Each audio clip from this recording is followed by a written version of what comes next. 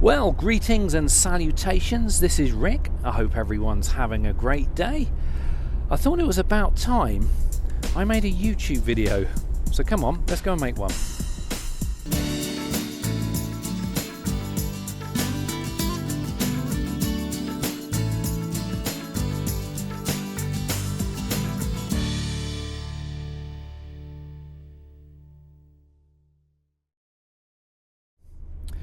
Well, it's been a little while, hasn't it? Apologies for the lack of videos for the last, what are we talking, 6 weeks now? I've basically just taken a little bit of a time out. I wasn't intending to take a time out, but I was kind of forced into taking one. To cut a long story short, my get up and go got up and left. And I was left very, very exhausted and tired, and I was kind of waking up tired, and I just kind of went through this phase of having absolutely no energy, no drive, no enthusiasm. Fortunately, I've come through that. I'm out the other side of it now, hopefully. And one of the things I did discover along the way was an increase in a spa time. I basically changed my diet a little bit to try to cut out some of the sugars and some of the fats that I was consuming, and I ended up consuming more aspartame, and I think that's what did it, because as soon as I cut aspartame out of my diet, things started to go back to normal again. So little lesson there, if you're feeling very, very lethargic, might be worth looking at the ingredients lists of the stuff you're eating and drinking, and if it's got aspartame in it, you know, maybe worth just not eating or drinking those particular things for a little while, just to see if it sort of, you know, lifts your mood a little bit. Anyway, we are en route to the allotment. I haven't been there physically for the last month. I have no idea what to expect. We'll see. Anyway, let's get there, unpack and get set up, and I'll be back to you in a second.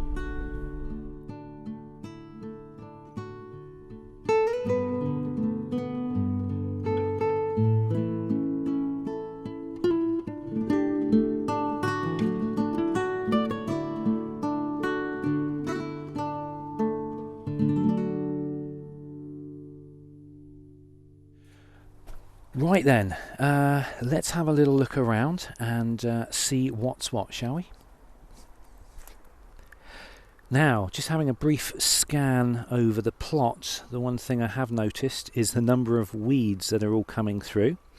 I guess that's inevitable if you're not going to be here for 6 weeks, but they're nowhere near as bad as I was sort of expecting, so that's a good thing.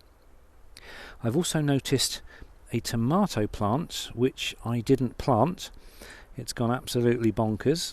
The only problem I have with the tomato plant being here is it's casting a bit of a shadow over all the beetroot that I planted here about 4 weeks ago. So I'm not sure. Oh!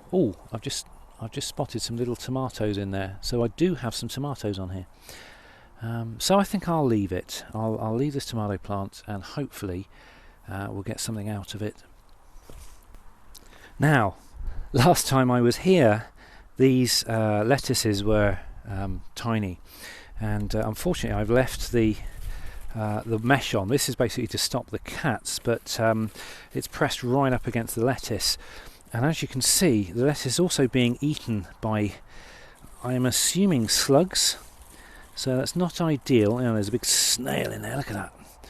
There's the culprit. I'll just chuck him over there for now.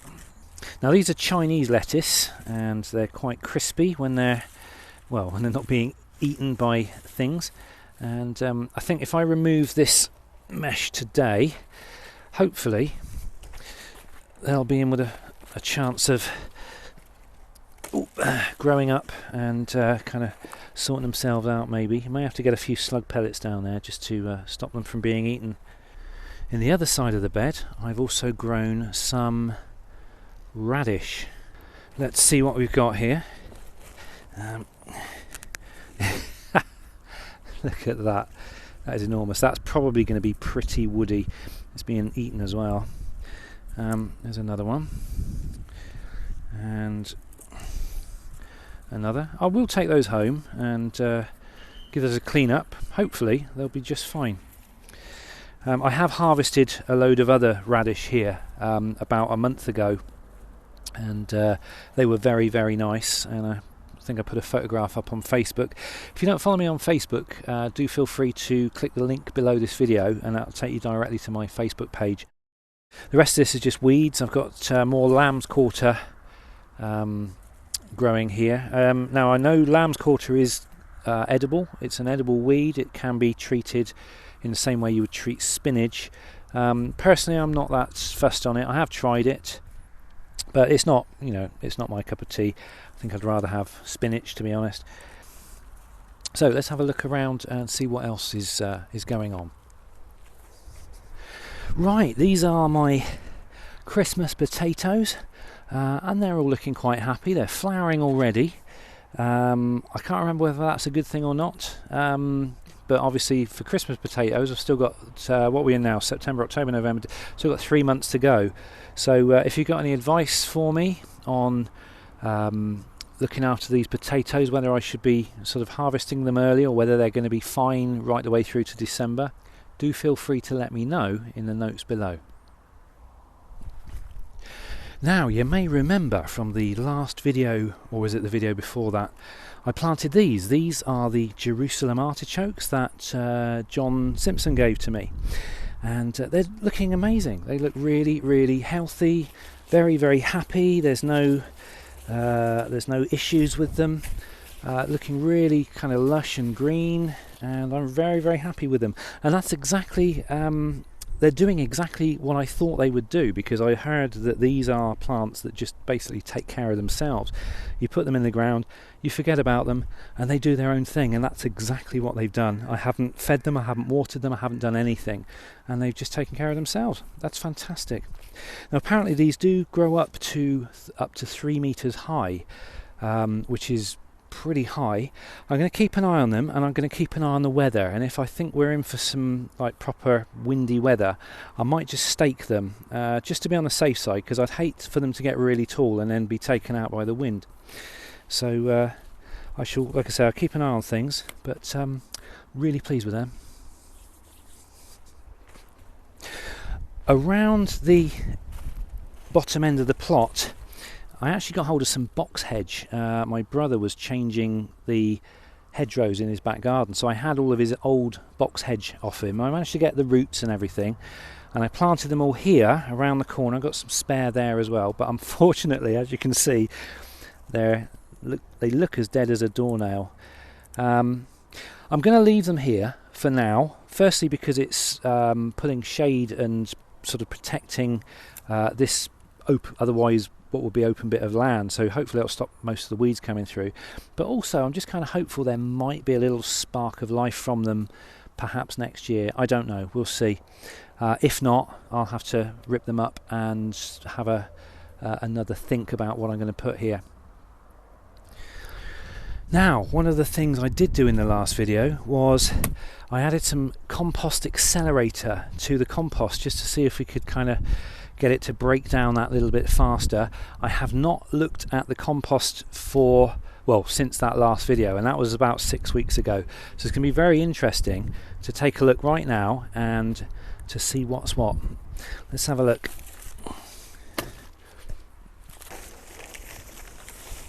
There's a kind of look, worms, earthworms everywhere. Look at them, hundreds of them. That's really good news. Right, let's go in with this camera, and you can see, hopefully, lots and lots of earthworms. That's a good sign. That's a very good sign. I'm very happy about that. So I'm assuming that compost accelerator has done some good, because everywhere I'm looking, seeing lots and lots of earthworms. Well, they're not wriggling around. Actually, I think there was loads here earlier. I think they've all taken cover underneath the ground. But that's a good sign. Happy about that.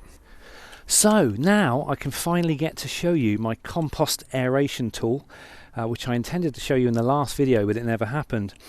And this is hopefully a useful little tool. The idea is that you use it to aerate your compost, and it stops you having to turn it over. And as you can see, it's just a simple pole with these two kind of claw-like arms in, and the idea is they fold up and you push it into the ground, and then when you go to pull it up, these arms come out and then lift up the compost, and then you can sort of kind of lift it and turn it and do whatever. So I'm going to have a little go on the compost now, and let's see what happens.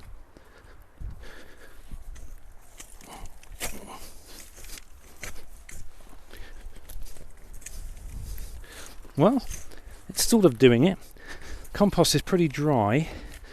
I have to get some more water on that. Maybe even get some more compost accelerator on it. Oh, I don't know, there we go. That's better.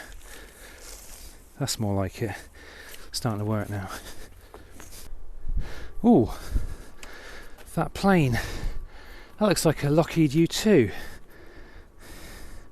Where is it?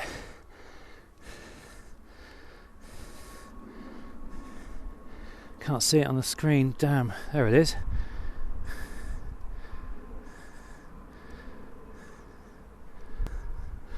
Not seen one like that around here before. I put my money on that being one of those spy planes, the old-fashioned spy planes from the 70s. I think it was the Lockheed U2. They go really, really high. Sorry, just showing you my geekness. Right, not sure what to make of this tool. It sort of works. Another big plane coming in. Must be an air show on.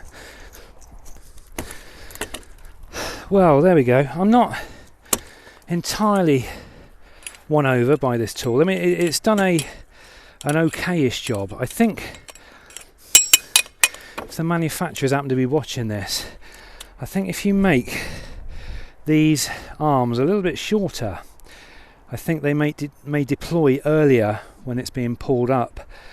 Because what was happening is even though I was going in kind of really deeply, these things weren't deploying until I was fairly near the top. Now it may just be the setup I've got in here. It might be a bit too dry, might be a bit too compacted. So I'll keep at it with this and see whether things improve with time as the compost becomes more, well, composty. Right then, I think it's time to put the kettle on. Ooh, worn out now. All that digging just shows how unfit you get when you stay away from the allotment. Let me just wash my hands. That's what I love about this running water system. I actually wash my hands before I make a cup of tea. Noticed a lot of cobwebs in here. A lot of spiders must have moved in the last 6 weeks or so. Got a particularly iffy one here. Well, I say iffy. Let me show you. Big spider's web there, but more worryingly is the gap under there. I've got, looks like you can see the sky through there. I may have to go outside and put some sort of wood or something over there, because obviously I'm going to get water in here during the winter or whenever it rains. I'll worry about that another day, but let's get the kettle on. But it's nice to be back, I must admit. Ooh, quite warm now. In fact, I might actually take off this top. I think. Yeah, they say we're headed for an Indian summer, which I believe means that the warm weather is here to stay for a little while longer, even though in the mornings now it does feel a little bit autumnal sometimes. I've noticed the leaves on the trees are all starting to turn now, and so we definitely know autumn's on the way, but hopefully we may have a little reprieve and get another month or so of nice weather, which would be nice. And it also means that I can possibly plant some more things ready for the winter. What have I got here? I've got loads of seeds and things. These are all from the these are all flowers and things. But I bought a load of seeds for winter growing. See, spinach, perpetual, you can plant it in September to October under glass, so I can put those in the greenhouse. Cabbage, this is Durham early. What else have we got? We've got cabbage, F1 hybrid attraction, and this can be sown September to November, so that's good. Swiss chard, so March to August, again, running a little bit late on those, but we'll have a go. A little bit of stevia. Let's do it with a dry spoon. Literally, this stevia only need that much, and it's almost too sweet. It's good stuff, and it's 100% natural, apparently. Oh, hello! Our spider friends come in. Oh, he's huge. Want to see a big spider? Want to see a big spider? I'm not a big fan of spiders. Go away. There he is. Right. I'll just put my camera over here for the time being. Hopefully, I need to. There we go. Right, here we go, mate. Go in there. Jump in there. There we go. Right. If you hear screaming like a girl, you know it's it's me. Just trying to deal with this spider. There we go. He's in there. I'll take him outside and put him out of harm's way. There we go, all done. He ran off into the wilderness over there. He must have been responsible for all those big webs.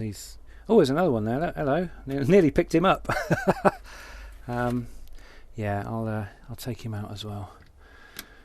Don't like killing spiders. I never ever kill spiders unless I'm absolutely have no choice, but it's very rare that you have no choice. The biggest worry for me about spiders is if you see them in the house. Go on, in you go. That's it. That's got him. Oh, he was very cooperative. Yeah, the thing is, if they're in the house, it's that time between when you see them and when you dash to go and get a glass to put them on, or to put them in. You never know whether they're going to be in the same place when you get back into the room, and if they're not, I'll end up dismantling the room looking for them because I can't relax knowing that they're there. So, all fun and games. Now I'm going to sit down and enjoy this, and I'm going to show you a little bit of footage. A little while ago, my good allotment friend Jim was here, and he'd bought a new toy with him.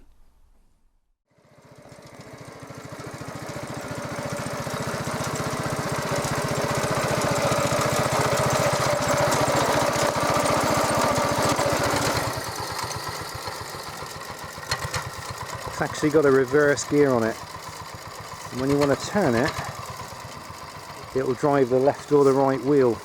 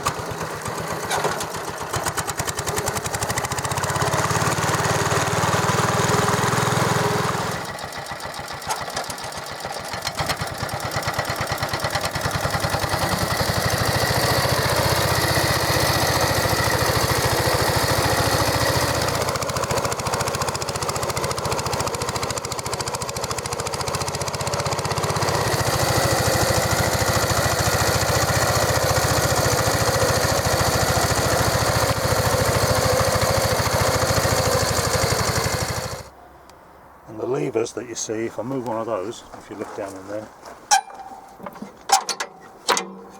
it just slides across and it disconnects one of the levers. Yeah. And back again. That's all they do. It needs to be moving. I wonder if that's done on a similar principle to the old tank tracks. I see. Yes, it probably is like that. Oh, there you go. That's the smaller one, Pam. Yeah. Ideal. So basically, these levers engage the wheels independently of each other. Yeah, it's as simple as that. They call them dog clutches because it's just teeth that slide across and lock into one another. And then you can also it drives the pulley on the side so that you can run saw bench. That's what those are for. Yeah. Those little down squeezy things. Well, the belt comes up and through there and around, back and down. Excellent. Because the engine's in the way. Right. That's why they have this arrangement. Yeah. So there we go, the ultimate rotavator, or the ultimate allotment machine. But I was really, really impressed with it, in so much that it's testament to just how good things used to be. This thing was built in 1945, and according to Jim, hardly anything's been done to it. It's just basically, it's you know, in its original state, and it's still working today.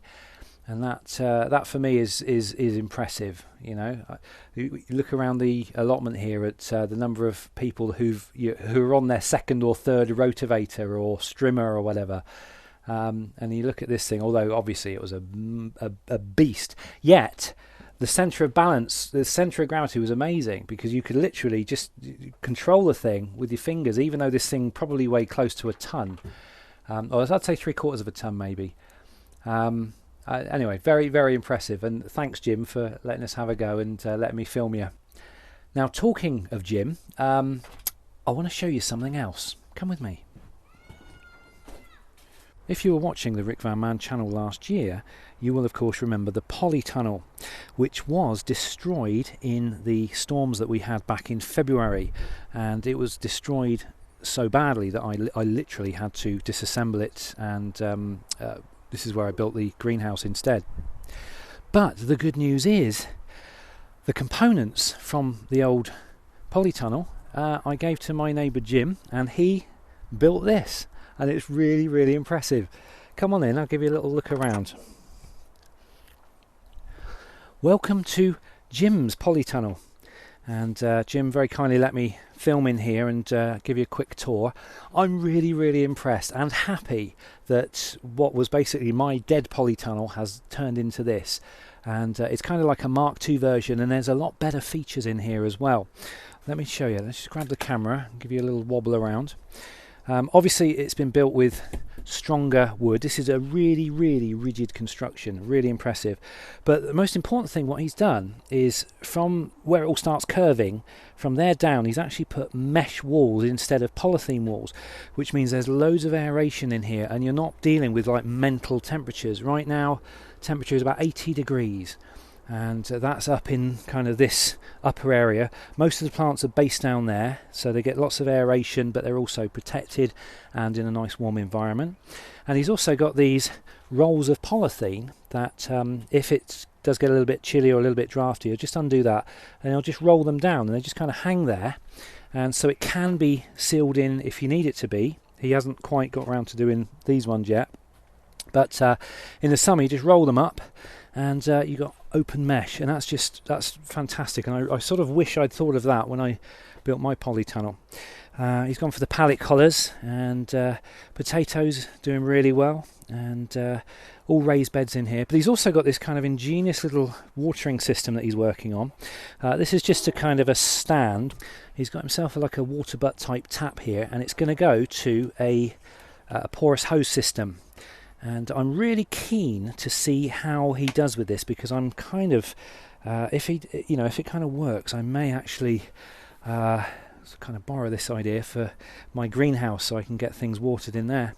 But anyway, I just wanted to show you this, guys, because it's really awesome. I'm really, really impressed with it, and it's just nice to see that the greenhouse, that wasn't the end of its life when, the polytunnel. When the polytunnel died, it's just nice to see that it lives on.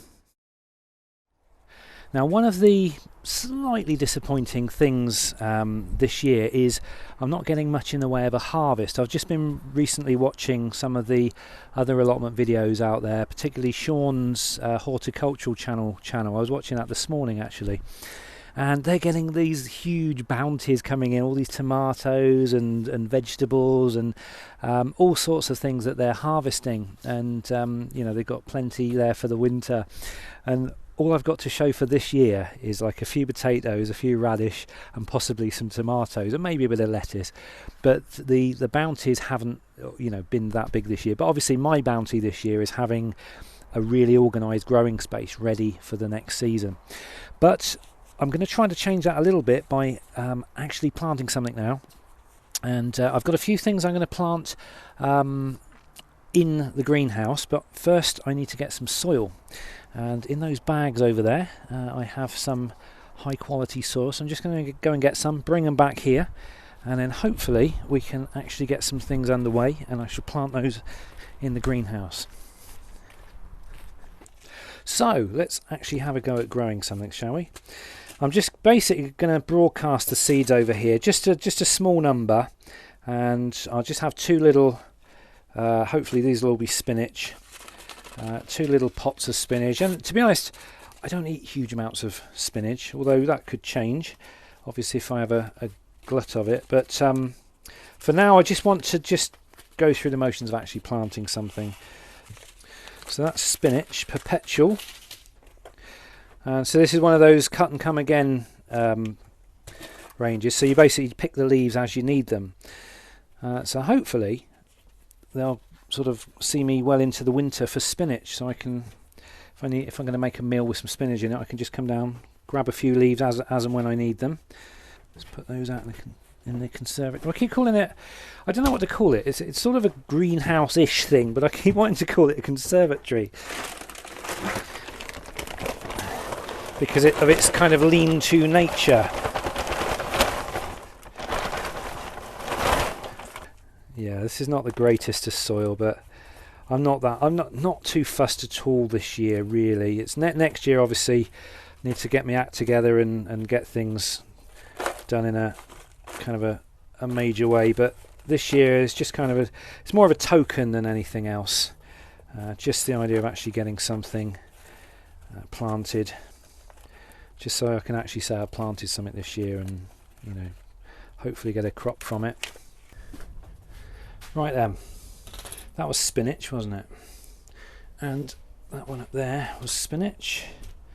Let's just do that on the edge like that. And these are all Swiss chard.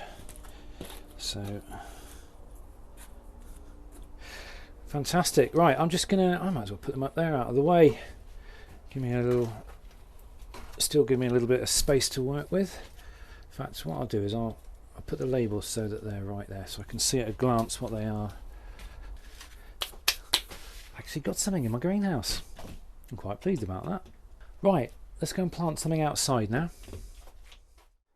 Now, before I do anything of a planting nature, I've got to prepare the beds. And I think I'm going to use maybe these two beds here. So they've got a few weeds growing in them, and I've got this chicken wire on them.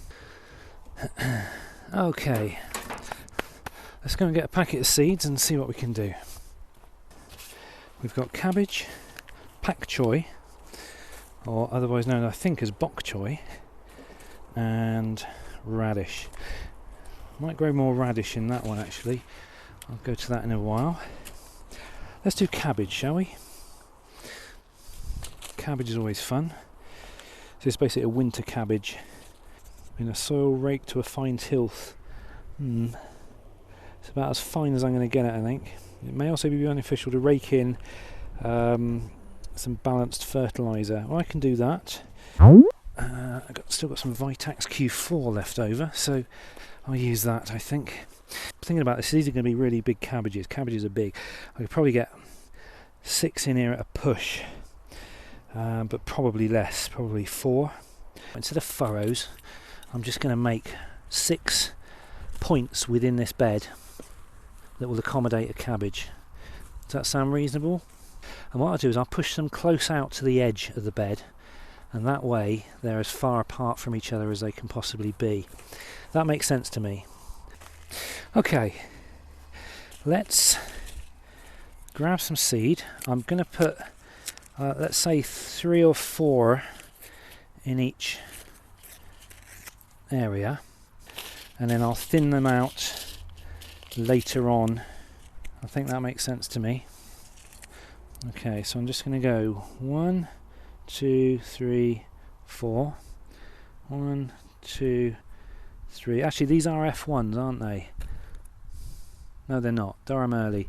Right, they're not F1s. If they were F1s, I would probably put just 1 or 2, because F1s are pretty much guaranteed to germinate.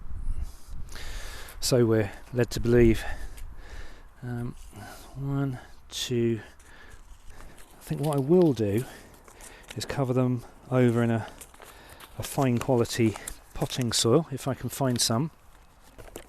Right, managed to find some of that decent soil with the fine tilth. I'm just going to cover the seeds over with it. There we go. Pat it all down. And I give it a good watering in. But I should do that when I've planted all the other things as well. Last but not least, let's put this over. Stop the cats.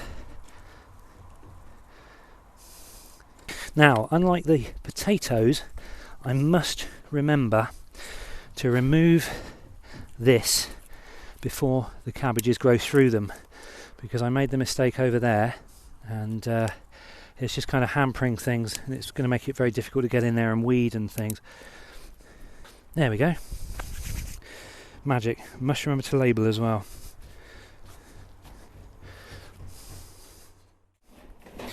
Right, bed number 2. Just give it a quick weed. Put up some of these unwanted plants. Oops, stabbed myself in the ankle with the chicken wire. But this is exactly why I chose the arrangement with raised beds, because weeding, it's a doddle.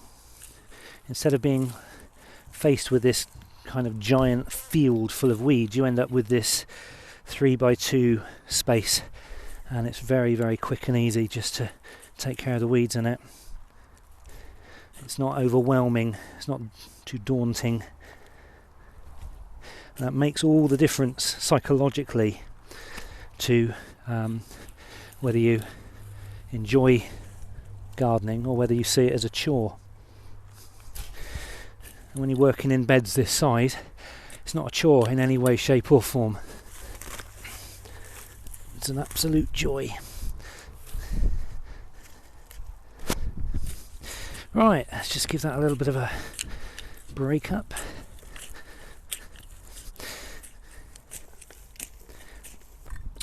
Okay, I'm going to plant the bok choy here.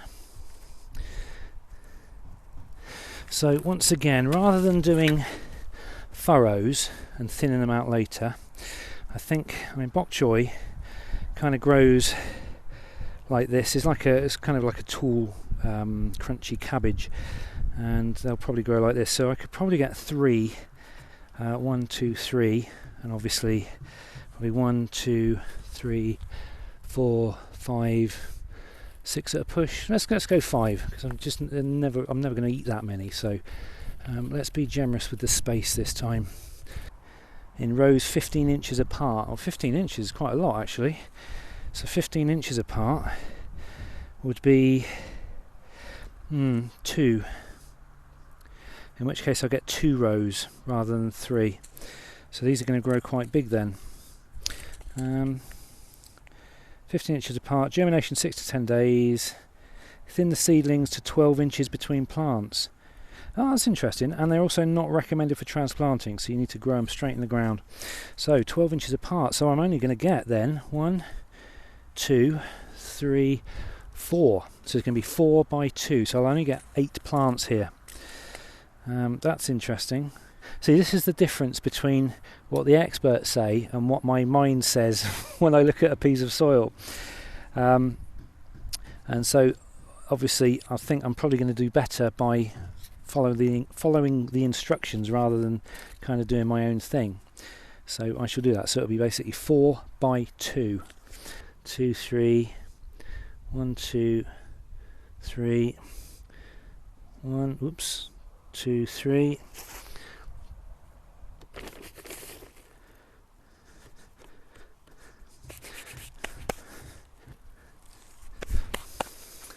Sorted. Right then, this is the area where I harvested some radish from earlier, I'm going to clear the area of weeds, and I'm going to put some more radish seeds in. Might get lucky if we get this Indian summer.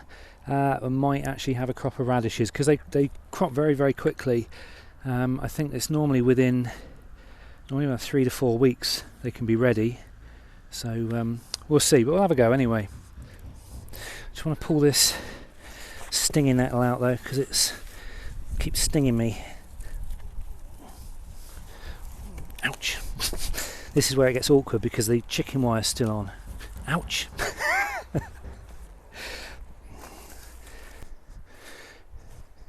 Now that stinging nettle gave me quite a nasty sting, so I'm looking for some plantain. You normally get it in grass. I'm sure my neighbour won't mind me scooting around his lawn here. Can't see any, typical. Here we go. Managed to find some plantain. It's on my own plot in the end. This is the greater plantain. You can tell the greater plantain because it's got these extra long seed stems. But what you want is the leaves. Now, when you get stung ordinarily by stinging nettles, most people will reach for a dock leaf.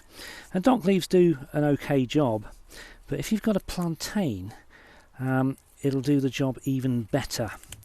So let's just mush up the plantain leaf. Where are we? There we go. Hope you can see that. I'm just going to mush it up, and it's basically the juice of the plantain that you want to rub on the sting, and straight away I can feel there's an instant relief. You get the juice of the plantain on any cut or sting. It acts, I suppose, in a way a bit like antiseptic cream, but it also takes the sting out. So straight away I can feel that working. Gone. Sting's gone. Nature's good, isn't it?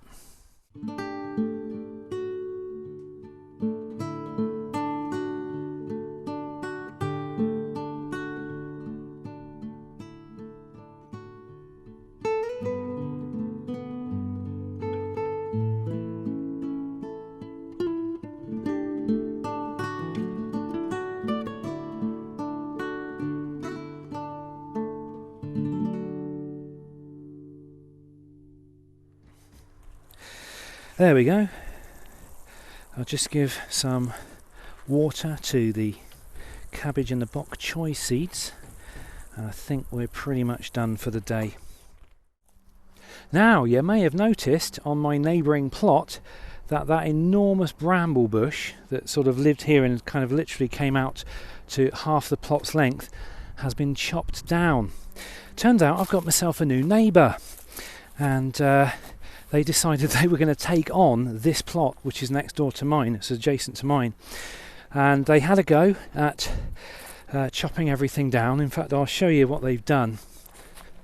And once they chopped everything down, they realised just what they'd taken on, and the state of this place, I mean, you can see it, it's like a rubbish tip. There's just so much junk here, and there's an old shopping basket, there's an old a bird cage there's trolleys and mattresses and carpet, there's glass everywhere.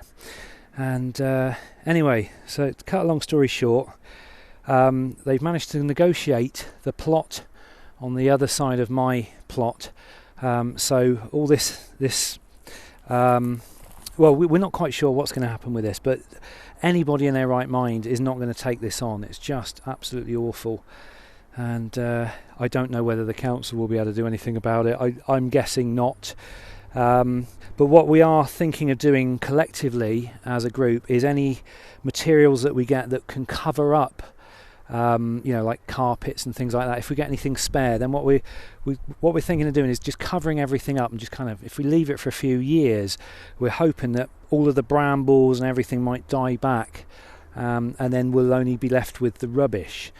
Which can be hopefully picked up and sort of thrown away, but we're not sure.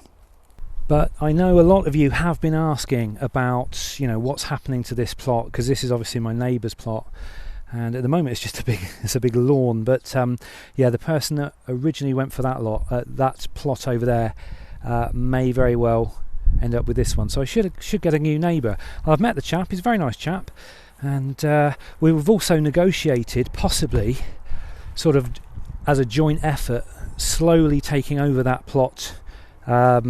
Chipping away at it, just kind of working our way through it. But we don't know. But that's possible scope for the future. So that's just about it for this episode. I do want to say a big thank you to everybody who sent me messages. I had a lot of people said they were quite worried about me because I did this, this 6 week disappearing act, and to some people I kind of vanished without a trace. And I know there are some posts on some of my other videos saying, does anybody know where Rick is? What's happened to him? But yeah, I'm still here, and hopefully you won't have to wait another 6 weeks for another episode. I'm hoping to be back next week, as it always has been. So that's it. Thanks for watching, guys. Have a great rest of the day, and I'll see you in the next episode. Take care.